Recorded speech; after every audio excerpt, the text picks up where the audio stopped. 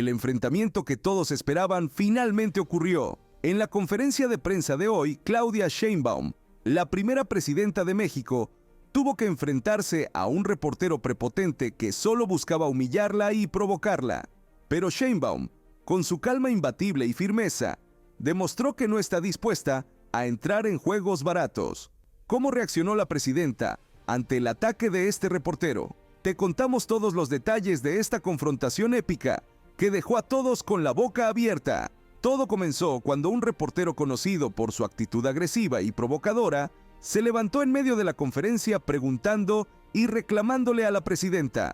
Pero lo que no sabía es que Claudia Sheinbaum no es fácil de intimidar, y mucho menos caer en sus trampas. Ella sabe exactamente hacia dónde va, y su gobierno está más enfocado que nunca en el cambio estructural que México necesita. Mientras algunos intentan descalificarla con preguntas vacías, ella sigue luchando por un México más justo y equitativo. Eso es lo que realmente importa. ¿Qué opinas tú? ¿Crees que el ataque del reportero prepotente fue justo? ¿O que Sheinbaum respondió como una verdadera líder? Déjanos tu opinión en los comentarios. Nos vemos en el próximo video. Síguenos, dale me gusta y comparte el video. Buenos días, presidente. Buenos días a todos. Jorge Díaz de CNR de Lánzate, de Ensenada, Baja California. Quiero comentarle, voy a ser muy breve en este tema, que tiene que ver con el ser humano. Seguramente usted recuerda a sus maestros, yo recuerdo los míos, y en el tiempo del sexenio del expresidente López Obrador, atendió, resolvió y escuchó de la mano de la gobernadora Marina del Pilar un problema de cajas de ahorro que el gobierno del estado en administraciones anteriores retenía y no se les entregaba. Resolvió la mayoría, quedó una pendiente que tenían como 8 años, que ahí lo estaban nomás, como luego decimos, pateando el bote. Dio la instrucción el presidente, se tocó hablar y platiqué con, en ese momento, la secretaria de Educación, Leticia Ramírez, y el desviar la información de parte del gobierno del estado. Quiero aclararle que Marina del Pilar ha estado al pendiente de ese tema, pero entendemos que la gran cantidad de problemas o de temas a veces no le llega la información de primera mano o no se la quieren hacer llegar como tal. Es el caso este de la caja de ahorro Asoma, en donde se les ha dado puntualmente toda la información porque no les han querido dar la solución ya de respuesta de un dinero que es de un grupo de maestros jubilados y en el activo de esta caja de ahorro Asoma. Ya más de un año, hace un año estuve aquí y ya tenía un año anterior en que se había estado dando. Se tuvieron unas pláticas y decían vamos a hacer una auditoría, pero una auditoría de un periodo donde no había problema. No hay la disposición, no hay la voluntad y lógico, cuando no hay una continuidad se generan problemas del tipo de la Fiscalía generados por el gobierno del estado. Se le dijo hace poco a la gobernadora, así como estamos usted y yo, que este tema no los han querido atender y resolver. Se sorprendió al ver su cara y yo le quiero pedir a usted, que sé que hay muy buena relación y que hay la disposición de parte de usted, que ya se atienda y se resuelva, porque no le han querido regresar el dinero que les corresponde. Insisto y le reitero, la caja de ahorro Asoma le entregó toda la información. Ahora lo que quieren hacer, y no lo quieren hacer de una manera correcta, es un muy marcado acto de desigualdad. Y sé que también usted es una persona humanista. Le pregunto, ¿va usted a influir para que se atienda de una vez por todas este tema? A ver, lo vamos a revisar. Es importante que se conozca un poco cómo ha sido no solo el proceso en Baja California, sino en otras entidades de la República, que viene de hace tiempo. Sí, es correcto. Cuando se descentraliza la educación por motivos políticos y no educativos, la educación pública estaba federalizada, la educación básica. En la época de Zedillo se descentraliza, se envía a los estados la responsabilidad. Entonces se les envían, digamos, los recursos que correspondían al año Y después, con los aumentos, aumento de maestros, etcétera, son los propios estados quienes se hacen responsables de una parte de la nómina.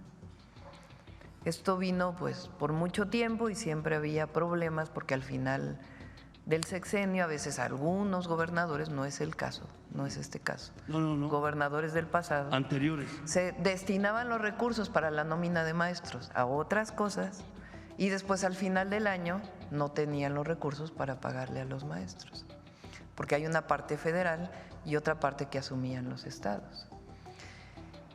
Con la reforma educativa del 2013, uno de los objetivos para el control de los maestros, ni siquiera era un objetivo de educación desde mi punto de vista, sino de control laboral, federalizan una parte de la nómina educativa, pero se quedan todavía algunas estatales, por distintas razones, muchas veces por gobernadores del pasado, que no quisieron federalizar. Les pongo el caso.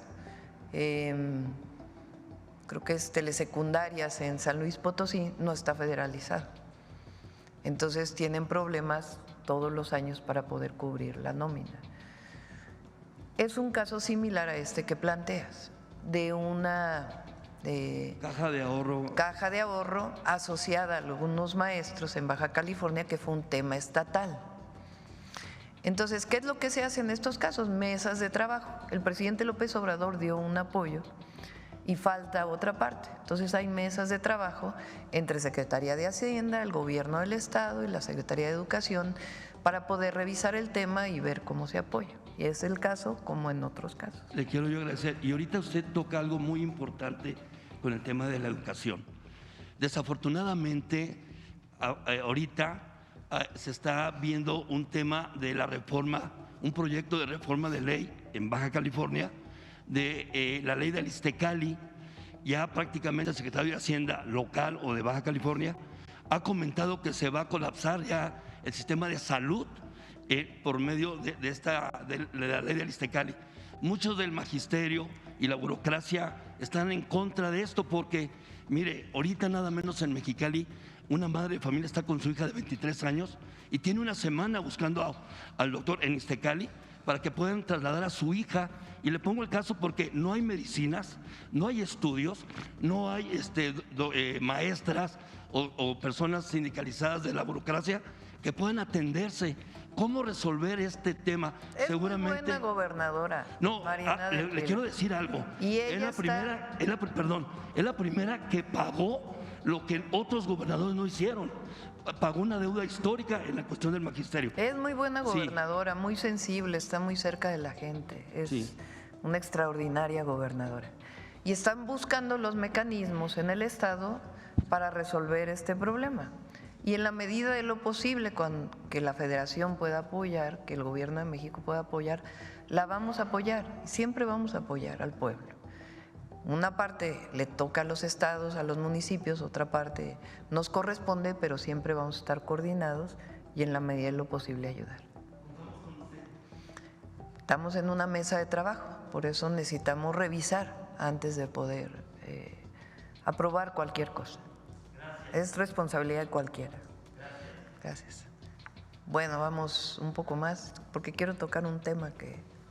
No, a ver, aquí ya preguntaste, acá, antes. No sé quién levantó la mano. Adelante. Presidenta, muy buenos días. Julián Mazoy, de Noticias Telemax, la televisora pública del Estado de Sonora. Presidenta, han sido huracanes, incendios forestales, lluvias torrenciales, sequías que han empezado a suceder por todo el mundo producto de este fenómeno, esta crisis mundial, el cambio climático que estamos sufriendo todos. Hace una semana veíamos unos días estas imágenes impresionantes, le dieron la vuelta a todas las redes sociales. Arabia Saudita, uno de los países más preparados para enfrentar este tipo de crisis, con una nevada histórica en pleno desierto. Y sobre ello, pues México no será excepción. Y el noroeste del país este año, lamentablemente, está sufriendo una sequía importante. No llegaron las lluvias como nos hubieran encantado allá en Sonora y en el resto de la región del país, una sequía sin precedentes, francamente. Esta semana el secretario de Agricultura, Julio Verdegués, se reunió con el gobernador y con distintos representantes agrícolas de la zona, de la región del estado, y llegaron a varios acuerdos para apoyar al campo. Primero que nada, pues agradecerle la gestión que realizan desde el gobierno federal en favor de las y los sonorenses. Pero con esta introducción, entonces, Presidenta, preguntarle, pues, ¿qué más podemos esperar para enfrentar la sequía en la región? Una situación complicada, los campesinos tienen mucha necesidad para recibir algo más de apoyo. En la medida de lo posible se va a apoyar a Sonora y a los productores de Sonora. Digamos que las medidas de adaptación al cambio climático son diversas y en ellas está trabajando Julio Verdeguer para distintos sectores y particularmente para la agricultura. En algunos casos tiene que ver con cambio de cultivos, en otros casos con esquemas que permitan seguir con la productividad o incluso aumentarla. En otros casos tiene que ver con el riego eficiente para que pueda esa misma agua alcanzar para más cultivos o para el consumo humano. Entonces está trabajando con el gobernador y las distintas secretarías. Claro, aprovechar también el foro para exponer el caso de lo que sucede en la ciudad de Hermosillo, más allá del campo, en donde el alcalde de ahí, me parece que es del PRI, Antonio Astiazarán, del PRIAN, está gastando más de 100 millones de pesos para rentar 10 camiones en un modelo, un esquema de privatización. Pero más allá de eso, mientras eso sucede, pues ya empezaron una serie de tandeos para distribuir el agua y hay una profunda desigualdad, se toman decisiones para distribuir el agua, como lo sucede en varios municipios del país, para que no le llegue principalmente a las colonias pues más pobres. En las colonias donde hay dinero, en donde se usan Twitter, pues ahí sí llega el agua. En donde no hay ni pavimentación, pues es en donde la gente se queja todo el tiempo de que luego no llega. Pero en contraste a eso, el gobierno estatal y federal pues ya han iniciado obras, se inauguró un acueducto hacia el sur del estado para poder ahí también distribuir y llegar a las poblaciones más necesitadas, a los pueblos yaquis, por ejemplo. Pero más allá de este caso en específico, ¿cuál es la responsabilidad de los gobiernos municipales en torno a la distribución de este vital líquido para garantizar el derecho humano pues, que haya el agua? Pues en general los organismos de gestión del agua, se llama, están en los municipios. La Constitución lo establece así, que es el municipio quien tiene que encargarse de la gestión del agua. A veces malgastan y hay corrupción, pero en otras ocasiones no tienen los municipios a veces el suficiente recurso para poder atender las necesidades. Entonces tienen una responsabilidad en distribuir equitativamente el agua y en mejorar sus sistemas de distribución. En Hermosillo particularmente, el gobernador tiene un proyecto y lo vamos a apoyar. Está ya en coordinación con la Comisión Nacional del Agua. Vamos a presentar, creo que el jueves de la próxima, creo que en 8 días, el programa, el Plan Nacional Hídrico, así como presentamos el Plan Nacional de Energía Eléctrica, el Plan Nacional de Hidrocarburos, vamos a presentar los lineamientos generales del Plan Nacional Hídrico. Ahí vienen varios temas, justo ayer lo revisamos porque llevamos varios meses trabajando. Y entre otros, uno de los temas es proyectos estratégicos. En esos proyectos estratégicos queremos juntar recursos municipales, recursos estatales y recursos federales.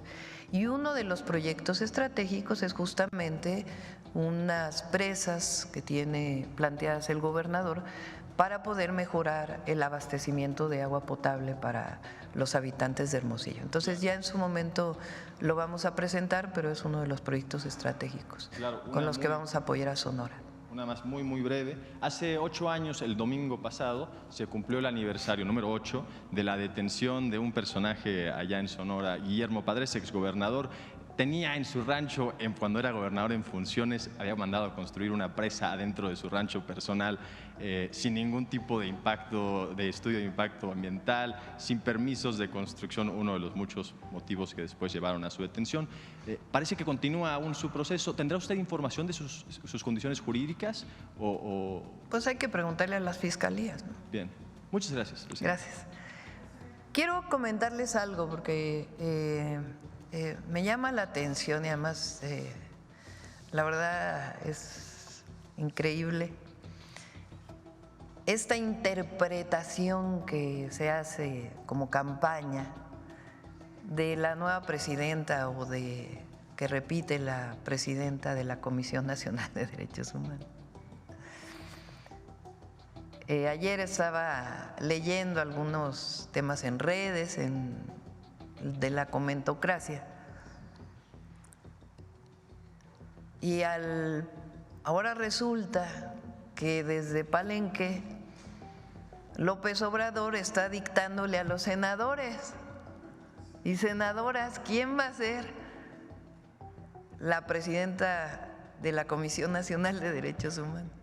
Ya se retiró de la vida pública, está escribiendo su libro, está en otras tareas de la transformación.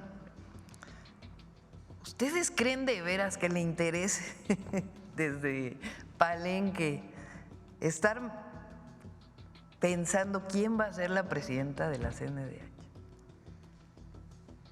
Pero fíjense nada más, porque es muy interesante. La mayoría de ellos, también hay otros, que hasta me sorprenden, ni voy a dar los nombres, pero me sorprende, porque ¿de dónde tienen esa información? O sea, ¿de dónde la sacaron? ¿Cuáles son sus fuentes? ¿Cuáles son sus pruebas? ¿No? Porque ustedes son periodistas, saben que para dar una nota, comentar algo, pues no es producto de la invención de alguien, sino tienen que tener alguna fuente. Bueno, pero los que son, ya saben, ¿no? Es la campaña, que ni siquiera son creativos porque todos dicen lo mismo, o todas dicen, todos y todas. Entonces AMLO puso en contra de la presidenta además. Bueno, primer punto. Critican ahora la reforma constitucional al Poder Judicial, porque dicen que va a perder independencia el Poder Judicial. Entonces, ¿quién nombra con la anterior Constitución a los ministros o ministras? El Senado, ¿no? A partir de una terna que enviaban los presidentes. Pero sí tienen independencia, ¿sí me entienden? Aún y cuando los enviaban los presidentes y eran electos o elegidos en el Senado. Pero no había línea entonces, ¿verdad? De los anteriores presidentes, previos al presidente López Obrador. Había independencia del Poder Judicial. O sea, ¿dónde quedan los senadores y las senadoras? ¿O qué no son adultos o adultas ahora para poder tomar una decisión?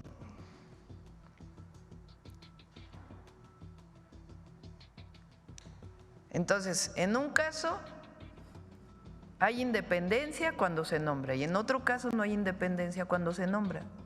O sea, fuerzas tiene que haber una línea del Ejecutivo o del ex Ejecutivo. No pueden creer que los senadores y senadoras puedan tomar una decisión. Pero en un caso defienden la independencia de los senadores y en el otro no hay independencia. Entonces, ¿cómo? Está como las declaraciones que pusimos al principio. O sea, primer punto. Segundo punto, ¿por qué no criticaban a los anteriores presidentes de la Comisión Nacional de Derechos Humanos?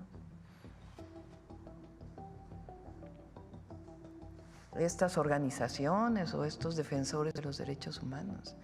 El anterior presidente de la Comisión de Derechos Humanos fue su procurador en el caso Colosio, pero no era criticable.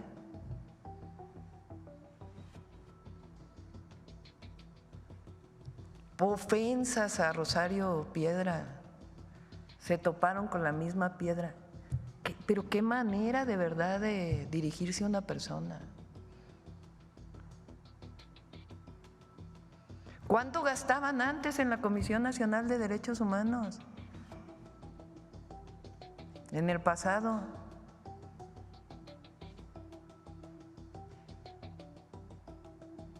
Para comidas, para cenas, para viáticos, los salarios.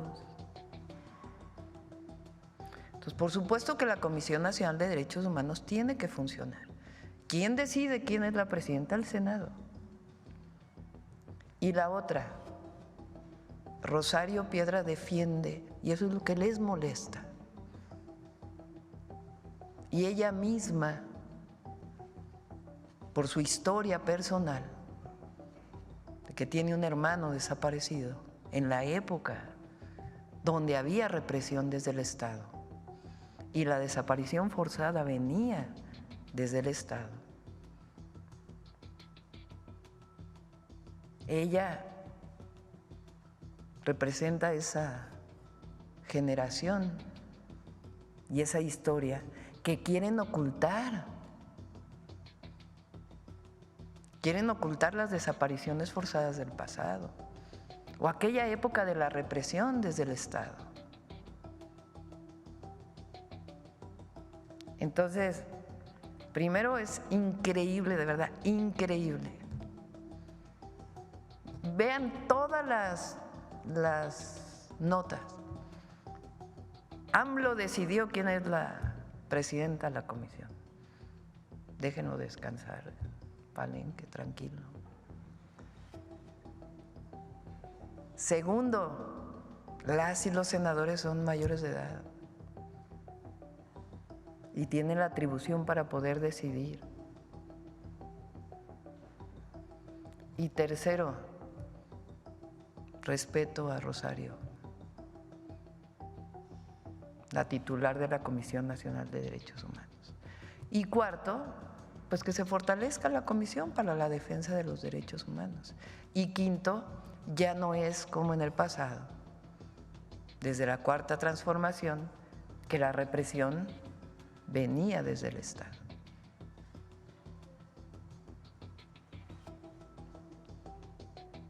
Entonces, es interesante mencionar todo esto.